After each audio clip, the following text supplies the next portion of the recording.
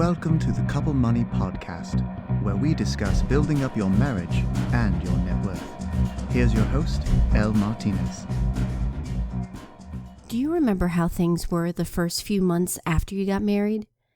The conversations and maybe fights about the new routines and how to handle the family finances between yourselves? You might be looking back and cringing at some of the things you did or said. Money in marriage can be intensely private for a lot of couples. Now imagine giving someone complete access to your numbers, fears, and arguments. Not seeing that? If you're thinking about hiring a financial advisor, you have to become comfortable with that scenario. But how do you find the right one? To help me out, Guidevine CEO Raghav Sharma will share tips so the two of you not only find a top-notch advisor, but you have one that gels with you so you can be completely open and honest about your finances.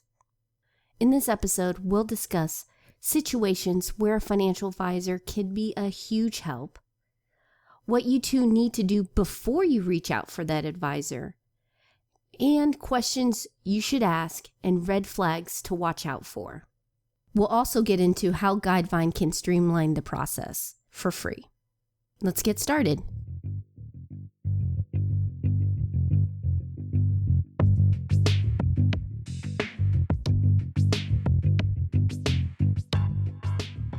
Guidevine is on a mission to find your perfect match with the financial advisor. We've been called Match.com for financial advisors, and that's really what we view as our core, is helping people who want to take control of their finances but don't necessarily know how to do it or need some professional advice, get to the experts and to the people who can provide the services that they're looking for, and to do it in a very personal way so that you're actually connecting to a person versus a resume or a web page. You may be smirking right now, but if you think about the conversations you'll be having, you're going to be sharing some things that you've probably kept pretty close to the vest. So you're going to need someone that you trust. They're getting into a fiscally intimate relationship. You're going to be sharing goals, desires, where the money is, how much there is. You're going to be maybe confronting some uncomfortable truths about your situation. And you need someone who you respect, who you will listen to, and that you really feel trust in, that they're there to do the best for you and not try to sell you something or not try to take advantage of you. Guidevine was started in part because of the struggles he saw his friends have with finding a financial advisor. It was a wedding. It was two friends of mine, Ooh. Both young professionals, very accomplished, and they were getting together and they wanted to combine their finances. If it was up to the husband, they'd keep buying real estate. And his wife was like, I think we can do something different. And so they said, all right, well, let's find a financial advisor. They knew I worked with one, so they asked for a referral to him, and it didn't work out. They wanted someone who was a little closer to home. And then they did what most of us will do when they're thinking about something, is they Googled it. So they Googled find a financial advisor in New York, and they saw a list of names, and they said, okay, what do we do now? They looked at the websites, and because of the regulatory environment, all the websites say the same thing, so they couldn't really tell the difference between anyone. So they set up a bunch of meetings, and they just felt like they had wasted their time. They said none of the advisors really resonated with them, and they didn't feel the beginnings of comfort or trust with any of them. And they just it just continued and continued, and I had a front row seat in this as I was helping them, and it was really this that sparked the germ of the idea of Guidevine. You may be wondering, when is a good time to get a financial advisor? As a general rule of thumb, if you're asking this question, then it's probably a good idea to at least start searching for one. One of the most common things we see is actually nothing. It's just life getting more complex. and people thinking about, well, now I cannot focus on it myself. I don't have the time, or I've moved into territories which are just really unfamiliar to me, and I can't become an expert on everything. So I need someone in my corner who can do this for me. And then there's certain life events that trigger people wanting financial advisors. What we see is the most common are people getting a new job or a promotion, or getting married. That just puts them into a different mindset about their finances and thinking about what they should be doing. And then we see other things like people getting divorced, people having children, and going from there. And that's really the triggers that are most common. Since your advisor will be working with you on your portfolio, doing some work up front can pay off. Made a pun. There are a few things you want to ask and check before you sign up with anyone. There's a lot of pre-work and a lot of questions that you should be asking yourselves as a couple. First is, what are your goals out of life? And how aligned are they? And what do you think you need in terms of services, whether it's someone who can help you with a financial plan, whether it's someone who can help you with a will or estate planning. But what are the things that you think you need to help you get to those goals? And these things may not align. Spouses, partners, significant others, they may not see eye to eye. Actually, a lot of couples turn to financial advisors, we see, because they need almost not a referee, but they need someone who can help them sort through these competing priorities and come up with a common vision. But then once you get those questions answered, what we recommend to people is building a short list of advisors. So talking to referrals or getting referrals from friends, using services like Guidevine, so to find an advisor that kind of meets the criteria that you've laid out. And then looking at their online presences, looking at their credentials, looking at their regulatory history, seeing that they actually offer the services that you want. Many people have their fees and their compensation model out there.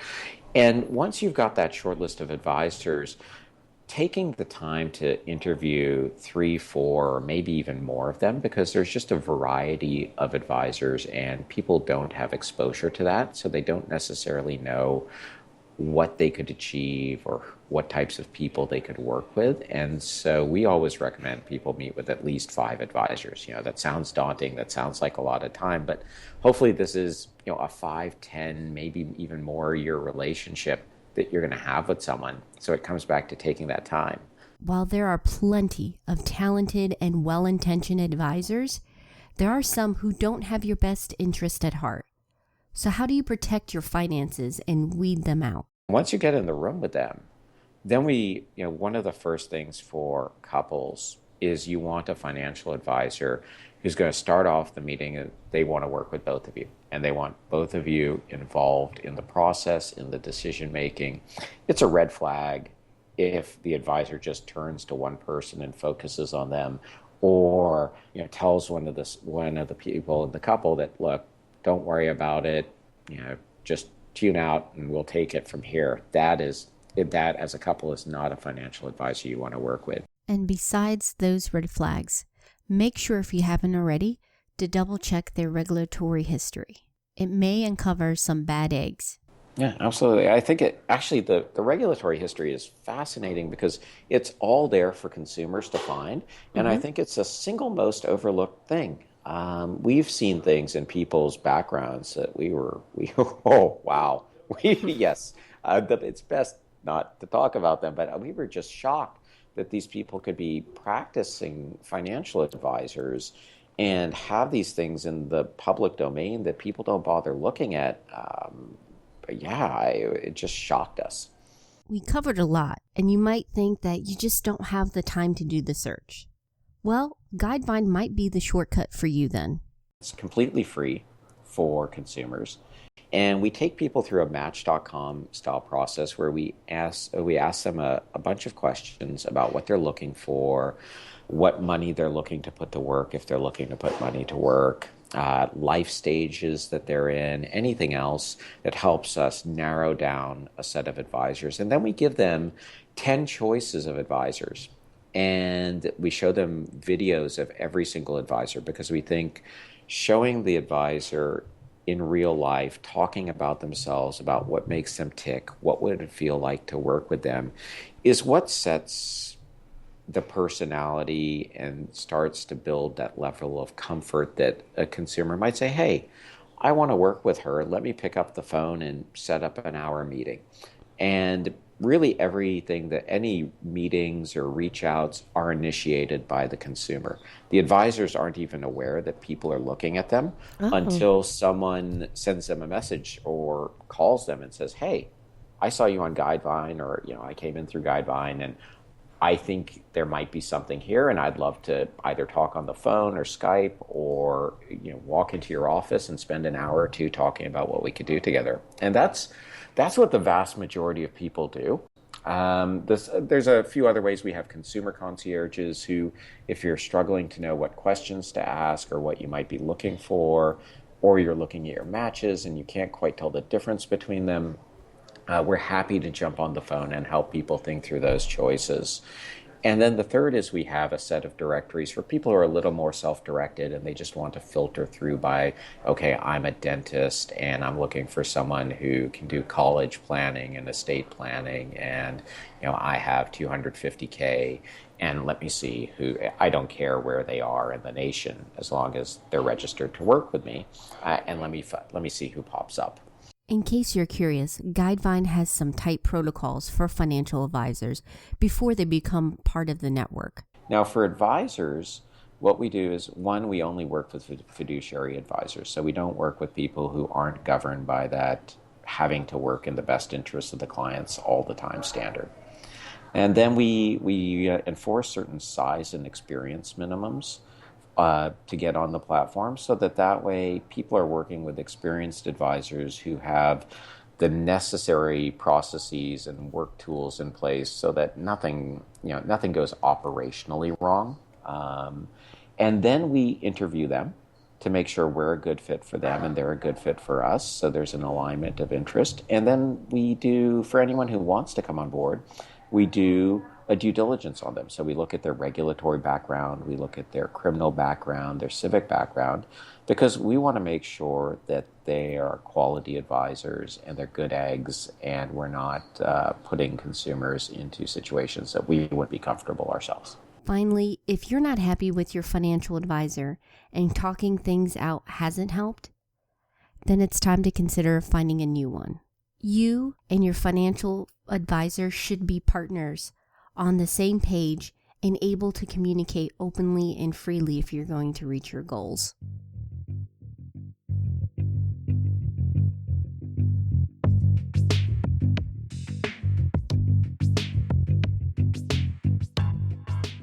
Thanks again to Raghav for being a part of the show. If you're looking for a financial advisor, please check out Guidevine. And join us next episode when Roger Whitney will be covering how couples can start the conversation about retirement and recognizing one another's money style. If you haven't already, please subscribe to the podcast so you'll get that episode and all others as soon as they're released. It's free and easy. We're on iTunes, SoundCloud, and Stitcher. You can also leave a review of the show on any of those sites. I'd love to hear what you think. The feed is also available on couplemoneypodcast.com, so you can grab it on whatever service you prefer. As we head into 2016 and the upcoming third season, I want to have your votes on what you think are the best episodes of this podcast. Send a message through Twitter or Facebook at Couple Money, or you can email me. It's l@couplemoneypodcast.com. And of course, you can visit the site and leave a comment. I read them all. I hope you have a wonderful day. Take care.